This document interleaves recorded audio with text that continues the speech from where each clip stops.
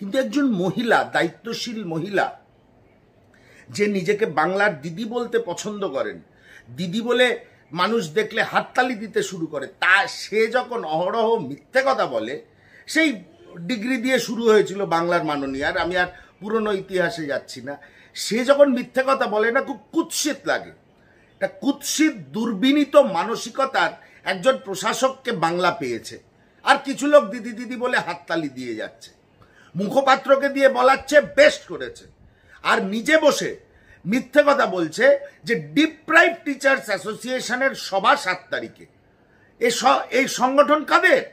গতকাল আমরা তো শহীদ মিনার ময়দানে গেছিলাম, বহু যাদের চাকরি হারা পরিবার বা হাজব্যান্ড ওয়াইফ, যারা দুজনে চাকরি হারিয়েছে, যাদের বাড়িতে ক্যান্সার আক্রান্ত মা বাবা পড়ে আছে, চাকরি চলে গেছে, বহু মানুষের সঙ্গে কথা হয়েছে। কোন ডিপ্রাইভ টিচার্স অ্যাসোসিয়েশন তারা তৈরি করেনি। এটাও বাংলার মাননীয়া করিয়েছেন ভোটের স্বার্থে, নিজের মুখ যে পুড়েছে তার জন্য, তা সেই নেতাজি ইন্ডোর স্টেডিয়াম বুক করা থেকে শুরু করে এই অ্যাসোসিয়েশন তৈরি করা, সব ওনার করা। কোনো ডিপ্রাইভ টিচার্স বা যারা চাকরি হারা হয়েছে, তারা নিজেরা সদপ্রণোদিতভাবে এই ধরনের কোনো অ্যাসোসিয়েশন করেননি। আবার মিথ্যে কথা, বাংলার একটা প্রজন্মকে শেষ করে দিয়েছে।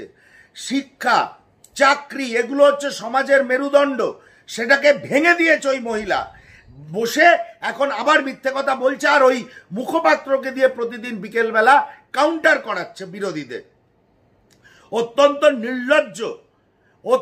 নির্লজ্জ একজন প্রশাসক এখন বাংলার চেয়ারে বসে রয়েছে। সবটা মিথ্যা। সেই জালিয়াতি শুরু করেছিল ত্রিফলা কেলেঙ্কারি দিয়ে, অভয়া অবধি আমরা এসছিলাম, এবার দেখলাম এই চাকরি বাতিল। আরে ওএমআর শিট, যে রাজ্যে ওএমআর শিট বেরোয় তৃণমূল ঘনিষ্ঠ প্রমোটারদের বাড়ির থেকে, সেই জায়গায় দাঁড়িয়ে, সেই রাজ্যে দাঁড়িয়ে উনি সাবস্টেন্সিয়েট করেন কি করে, নিজেকে ডিফেন্ড করেন কি করে? ওনার তো মুখ কাপড় দিয়ে ঢেকে ইস্তফা দেওয়া উচিত ছিল। এত বড়ই নির্লজ্জ ওই মহিলা বাংলার মাননীয়া। এখন বলছে ডিপ্রাইভ টিচার্স অ্যাসোসিয়েশন। একজন বঙ্গ নিবাসী হিসাবে আমি অনুরোধ করছি, বহু মানুষ গতকাল বলেছে শহীদ মিনারে যে এরা ভয় দেখাবে নেতাজি ইন্ডোর স্টেডিয়ামে যাওয়ার জন্য। আমি একজন বঙ্গ নিবাসী হিসাবে, যারা যে 26,000 মানুষ, তার মধ্যে যোগ্য এবং অযোগ্য রয়েছে, অযোগ্যদের থেকে ওনারা টাকা নিয়েছেন। অযোগ্যরা ঘটি বাটি বিক্রি করে, পুকুর জমি বিক্রি করে ওই তৃণমূলী দুষ্কৃতিগুলোকে, তৃণমূলী চোরগুলোকে টাকা দিয়েছে। এদের কথায় ভয় পেয়ে যোগ্য অযোগ্য 26,000 মানুষই যাবেন না। এরা জোর করে লোক ভরাবে আমরা জানি, এরা ট্রাকে করে লোক এনে দূরে নামিয়ে দিয়ে মিছিল করিয়ে ঢোকাবে নেতাজি ইন্ডোর স্টেডিয়ামে আমরা জানি, কিছু যায় আসে না। কিন্তু প্রকৃত অর্থে এই বাংলার দুর্নীতিগ্রস্ত মহিলা প্রশাসকের বিরুদ্ধে এখনই যদি আওয়াজ না তোলেন, বাংলাটা রসাতলে চলে যাবে, খাদের কিনারায় চলে গেছে।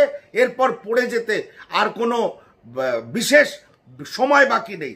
আমি একজন বঙ্গ নিবাসী হিসাবে এই যে মিথ্যাচার করে যাচ্ছেন বাংলার মাননীয়া, ডিপ্রাইভ টিচার্স অ্যাসোসিয়েশন হচ্ছে তার 9তম সংযোজন।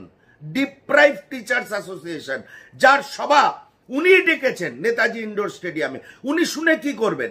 ওনার লোকেরাই তো ট্যাম্পারিং করেছে, তথ্য প্রমাণ লোপাট করেছে, তাই মহামান্য আদালত তার রায় দিয়েছে, সুপ্রিম কোর্ট সেটাকে আপহেল্ড করেছে। উনি নাটক করতে যাচ্ছেন। 2026 এবার বাংলার মানুষ বাংলার মাননীয়াকে বুঝিয়ে দেবেন। একজন মিথ্যেবাদী দুর্বিনীত প্রশাসক, তার ডাকে কোনো চাকরিহারা ভাই বোনেরা কোথাও যাবেন না। এইটুকুই একজন বঙ্গ নিবাসী হিসাবে, আপনাদের একজন সহমর্মী হিসাবে আমার আবেদন রইল। সবটাই মিথ্যা। সেই জাল ডিগ্রি থেকে এই ডিপ্রাইভ টিচার্স অ্যাসোসিয়েশন মিথ্যার ওপরে দাঁড়িয়ে আছে বাংলার মাননীয়া।